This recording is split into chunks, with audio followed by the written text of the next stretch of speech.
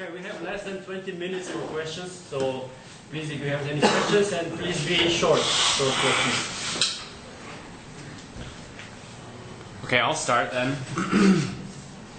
Can you think of another culture that still holds its superstitions? I guess there are many. Could you give any examples of that you know of? Russia. I mean, I studied Russian and lived in Russia, and they're at least as superstitious as Chinese, but in a far less systematic way. They do have a highly developed system of herbology, and I don't know how that... What's that? Herbology, herbal medicine. But I don't know whether that's been linked to a superstitious system. How far would you say it goes? I mean, talking about the 5 elements and of all the practices that maybe go together within the Chinese culture, even like Tai Chi or any other. Well, I practice. That in I practice a martial art called Yin-Yang, which is made of. Would you include that in the realm of superstition because of the lack of reasoning? Oh, okay. That can account for maybe some of the health benefits or. Maybe I'm not sure I understand your question. Well, you're talking about Chinese herbal medicine and how it's different from Western medicine in that it doesn't, you cannot apply the same kind of scientific reasoning. In fact, there is no conclusive evidence by scientific means. So when you talk about Tai Chi or other Chinese practices that sort of work on the Qi principle. Yeah. I mean, there is no scientific evidence that there is a Qi force. So would you include that into a superstition? Then that's a good question. I would say those practices, especially Tai Chi, which is a particular interest of mine, it has aspects of a superstitious practice, but it's definitely on the less esoteric end of the spectrum.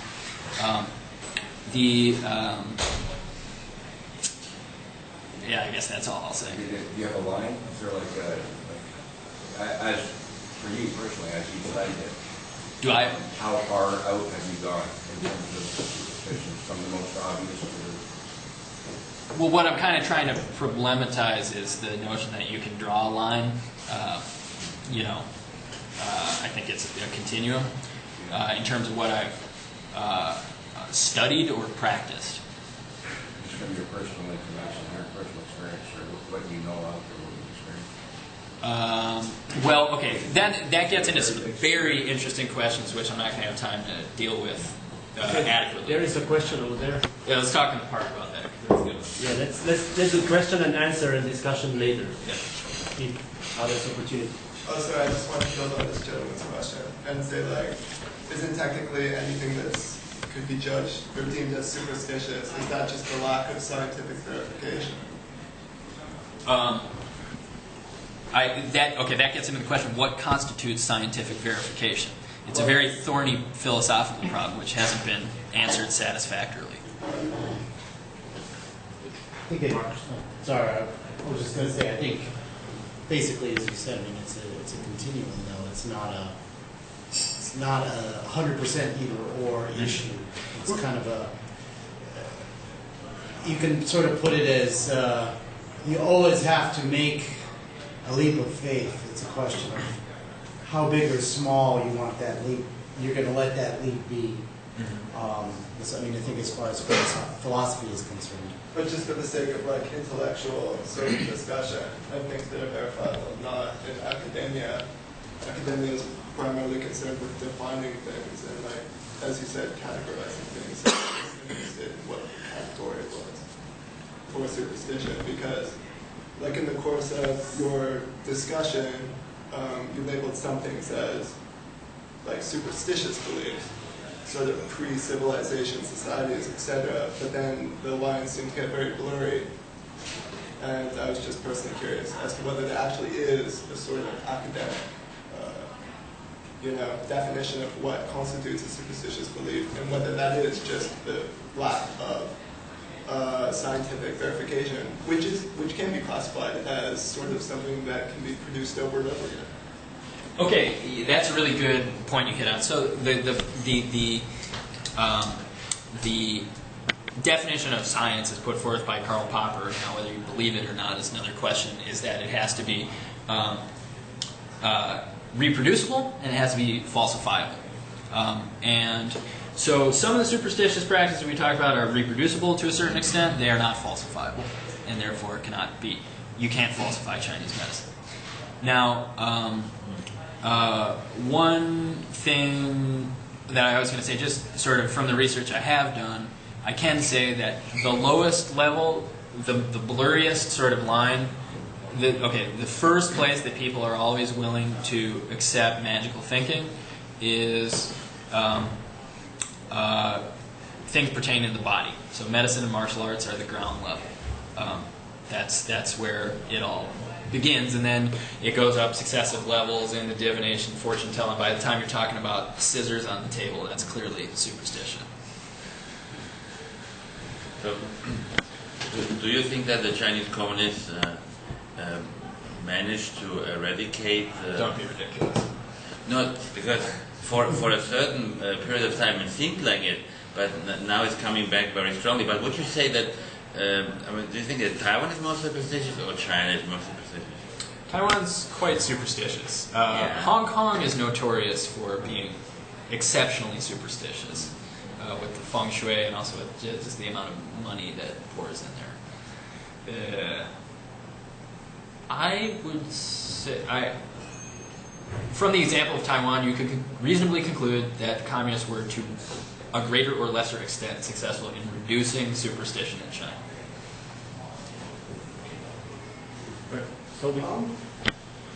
How about the sort of usefulness of superstition in daily life, regardless of whether it is actually true in any way?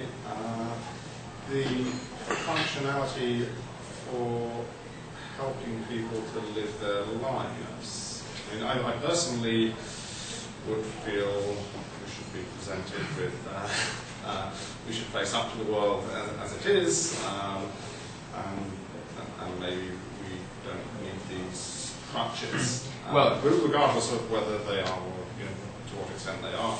But yeah, do you have anything to say about? Yeah, I do. I mean, I would put the question in a reverse fashion: is what are the costs of using analytic, scientific-based reasoning throughout the course of our lives in places where it doesn't belong? So, for instance, I find that craftsmen, artists, anyone who can actually do something, tend to be more likely to be superstitious or magical in their thinking than are intellectuals or academics. For instance, like I was talking about objects having magical or sort of numinous qualities. Well, how many musicians out there name their instruments and have a personal relationship with their instruments? How many people think they can talk to their pets? And so on. I would say that the cost of not using some form of superstitious in your life, thinking in your life, can be very high indeed. Any more questions? You lose your, if you don't, you're going to lose your creativity. You're going to lose your humanity, I think, would be what I'm trying to call into question is the association of being a human with exclusively exercising your rational faculty in all circumstances. So it's a fundamental part of us. Yeah. I was wondering what's your take on religion, any of the major religions, from the point of view of superstition?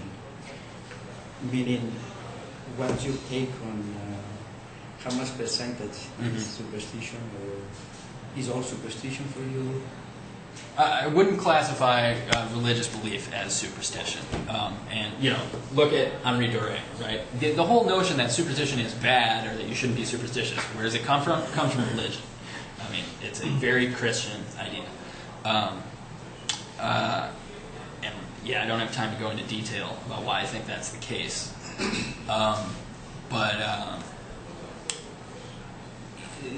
if you begin thinking that your religion can impact upon your life in concrete, positive ways, that is, I believe in God, so I'm going to get rich, that's superstition. Is there anything different right now for you than that? Do you think there is anything left in religion, in any of the major religions, that is not like that? Absolutely. Still? Yeah, I mean, without a doubt.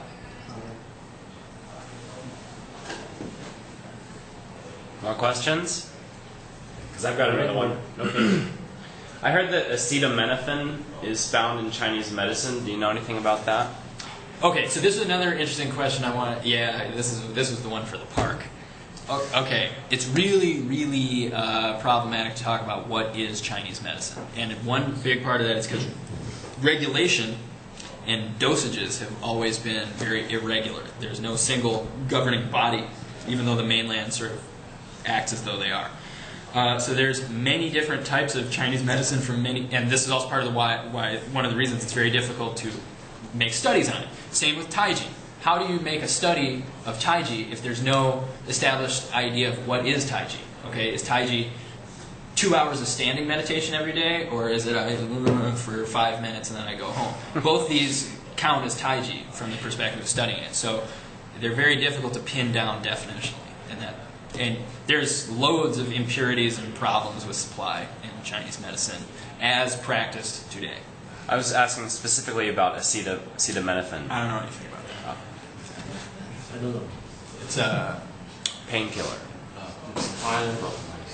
Any more questions? May I have a question? Oh, sorry. Oh, okay. Go first. I heard one.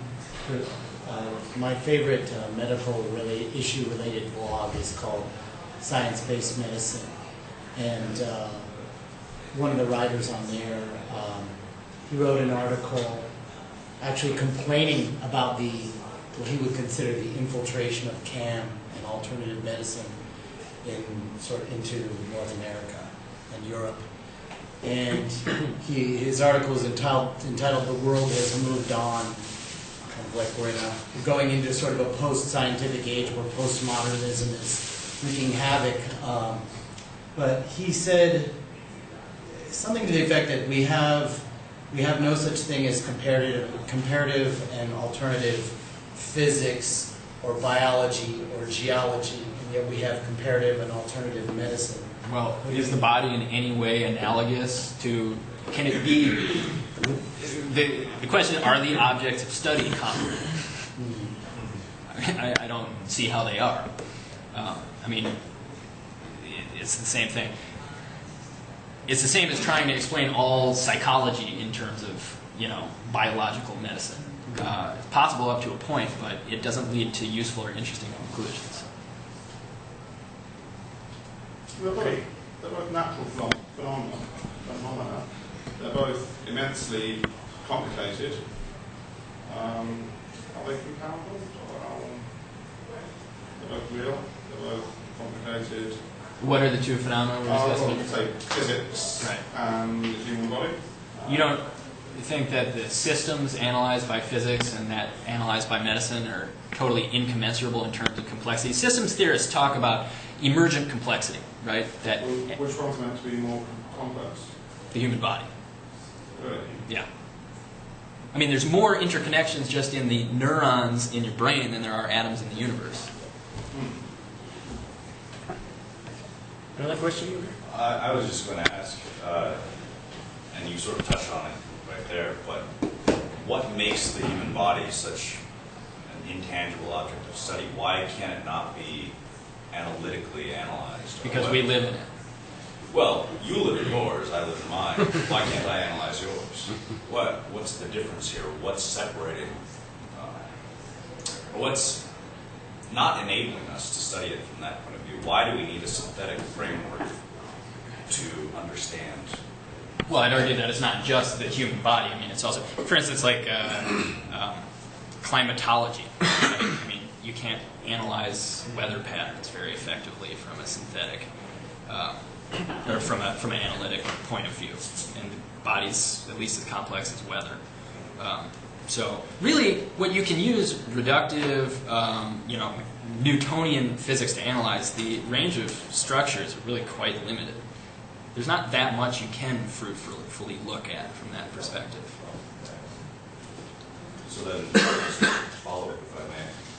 Would you say that analytic sort of analysis and comprehension is subservient to synthetic? It's just good question. Part of. I would say no. They absolutely need to be complementary and operating in harmony.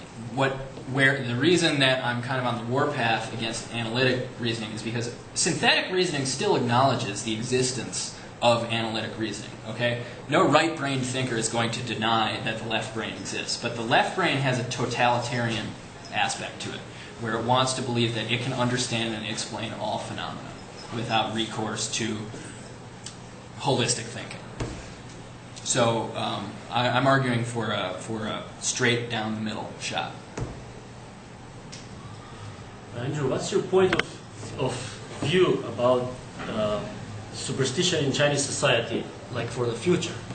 I mean, you mentioned since the axial age, superstition is there in Chinese culture. Well, it was there, yeah. Right? And will it still be there and in the future?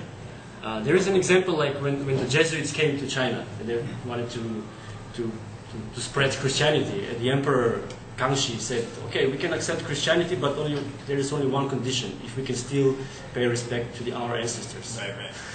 And the Pope didn't want this, yeah. So they lost the battle. So, do you think that Chinese can change, but still stay the same? Like, still keep going on with the superstition, with the Yin-Yang and 5 elements and the I Ching and all? I mean, I think all available evidence indicates that it can. What I'm afraid of, when you look at the way that actually existing Chinese medicine is being lost and supplanted by Chinese medicine light, which is the topic of another debate, what I'm afraid of is actually the systematic aspect of correspondence is going to get lost, and what you're going to want to wind up with is just a bunch of superstition. What do you think about? Maybe this is going off too far from the original topic, but one thing I perceive a strong bias in myself against Chinese medicine. I have some sympathies for alternative medicine in a certain sense because, as you said, we're within the system. We're a human animal, and we're designed to be the way they are, to be the way we are. And so from that perspective, I have a sympathy towards it. But I really like the whole incorporation in Chinese medicine of the sympathetic principle leads to things like, oh, the tiger penis makes a man potent. And it just seems like they've targeted the entire spectrum of rare animals in the world for annihilation. Basically, I mean, you got manta rays, the gill rakers. They're taking now. That's a new one. I always used to say, oh, it's wonderful that they're not targeting the manta rays yet, but now they are. Seahorses, bear paw, bear gallbladder. It's just this, and a lot of it just seems to be based on this sort of sympathetic reasoning of, a rhino horn is a big cock. Yeah, and to me, I find it sort of infuriating because maybe I'm wrong at looking at it this way, but to me it seems like caveman logic, and we're talking about the fate of our planet, and the creatures on it. Let me just say, I mean, I tend to think of Chinese medicine as a Chinese martial arts, which I'm involved in quite deeply. Mm-hmm. What Al-Biruni, who is a Muslim scholar who wrote a book on India, and he said of the Indian religion that it's like a collection of diamonds festering in a dung heap.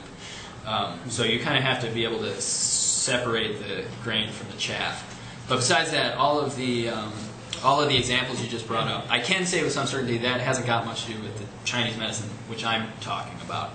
But that really is just basically raw superstition. None of those things are so much explicable in terms of the sympathetic. The systematic correspondence, which really, as far as Chinese medicine is concerned, yes, it has therapeutic modalities, yes, it has acupuncture, it has herbs, but really what that means is it's a systematic system of preventative health. It's how to take care of your own body. That's 95% of Chinese medicine. Okay, we already passed the time for being allowed to be here. If you have one more question, maybe? Someone has a question? And then we can wrap it up. Okay. No? Otherwise, we're Yeah, going we can talk later, yeah, in the park. Okay, so thank you, Andrew. Thank you.